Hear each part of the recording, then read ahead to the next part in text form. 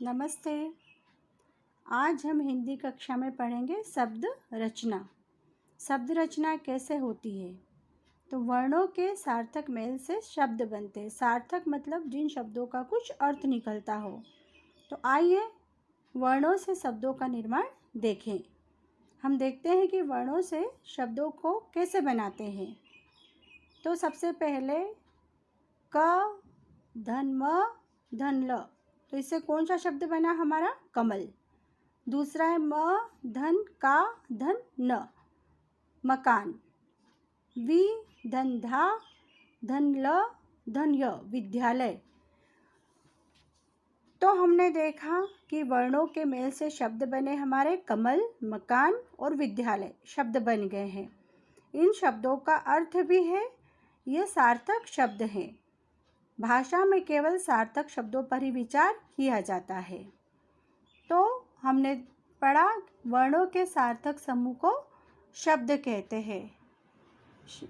शब्द से किसी अर्थ की अभिव्यक्ति होना चाहिए। यदि हम शब्दों का निर्माण करते हैं तो उससे किसी भी अर्थ को, उन शब्दों से किसी भी अर्थ को प्रकट होना चाहिए। निरर्थक शब्दों पर विचार नहीं किया जाता।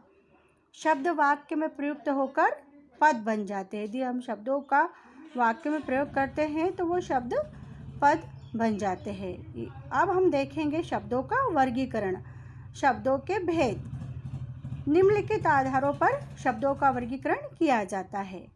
पहला है हमारा उत्पत्ति के आधार पर, दूसरा प्रयोग के आधार पर, तीसरा रचना के आधार पर और चौथा अर्थ के आधार पर। तो सबसे पहले हम देखेंगे उत्पत्ति के आधार पर। उत्पत्ति मतलब कहाँ से उत्पन्न हुए हैं।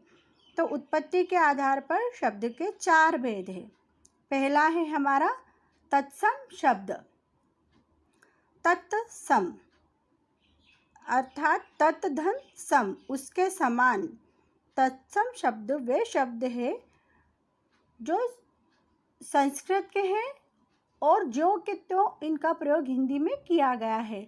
अर्थात संस्कृत भाषा के वे शब्द जो जैसे संस्कृत में है वैसे कि वैसे इनका प्रयोग हिंदी में हो, बिना बदले हिंदी में प्रयुक्त होते हैं, तो वे तत्सम शब्द कहलाते हैं। जैसे रात्रि, कर्म, अग्नि, भ्रमर, दुग्ध आदि ये शब्द हमारे संस्कृत भाषा के हैं, पर इनका प्रयोग हम हिंदी में वैसे कि वैसे ही कर लेते हैं।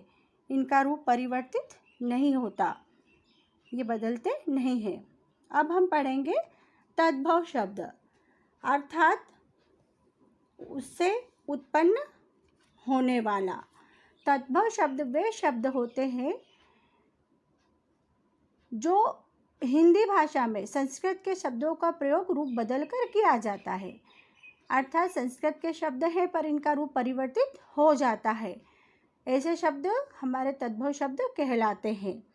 जैसे रात्रि का, रात्रि आपका कौन सा शब्द है? तत्सम, पर इसको यदि हम तद्भव देखेंगे तो रात्रि का क्या हो जाएगा? रात। अग्नि का आग, कर्म का काम, दुग्ध का दूध। ऐसे बहुत सारे तत्सम शब्द हैं जिन्हें संस्कृत के शब्द हैं जो कि त्यों हिंदी भाषा में प्रयोग होते हैं। जैसे हस्त हो गया हमारा तत्सम है, पर इसको तद्भव बोलेंगे तो हम क्या बोलेंगे? हाथ।